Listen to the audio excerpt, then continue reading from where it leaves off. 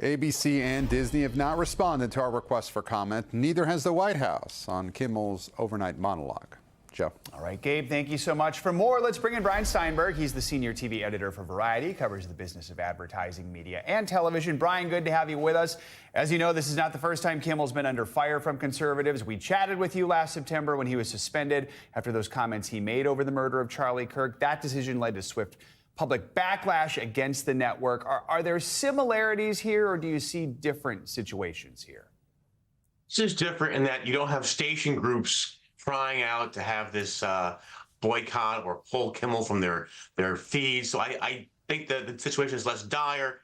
Trump has railed against a number of late night comedians over the years, including Seth Meyers, Stephen Colbert, Saturday Night Live.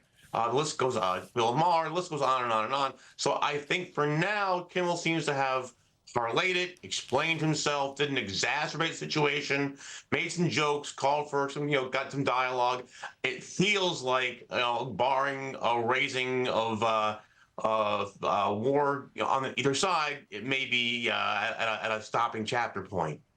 Disney's under new leadership since the last controversy that you were just discussing. What are some of the possible paths forward, do you think, for the new bosses? And what does, just this mean, this moment where they're still establishing a relationship with shareholders and the public, how they act in this moment?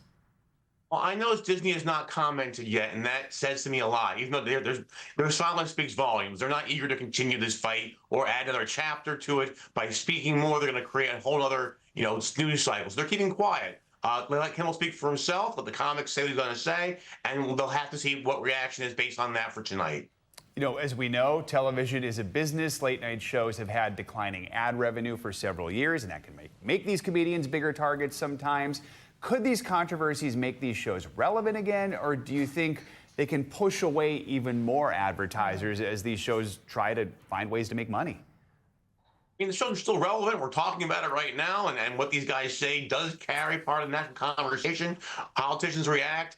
It creates a news cycle. I don't think this is a case where advertisers are going to boycott. Again, it's the same thing where you don't have a station group pulling ads. You don't have calls for Kimmel to, aside from Trump, I haven't seen anybody else join Trump in calling for Kimmel to step down. Keep in mind that when Disney did take Kimmel off the air last time, there was backlash to them. Then I believe there were some cancellations of subscriptions to Disney Plus. There are challenges to either direction you might take. Disney seems to be walking a tightrope, keeping quiet, letting the news cycle go where it's going to go, letting Kimmel handle it himself.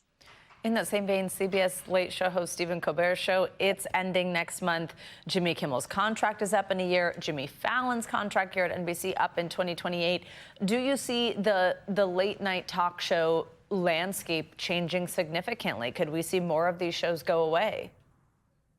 This used to be a mainstay part of U.S. culture. The way people watch TV these days has undermined these shows. People no longer watch them in droves. The same amount of people watching at 11:30 at night. The economics are shakier, definitely so. And you see it. Colbert is taking off, CBS replacing it with virtually a time buy from a syndicated programmer. Kimmel on a one-year deal versus a multi-year deal. Jon Stewart on a one-year deal. My understanding is that NBC has plans to celebrate the Tonight Show's anniversary in 2029, so Jimmy Fallon may have a little while longer to go. All right, Brian Steinberg, good to have you with us. Thank you so much.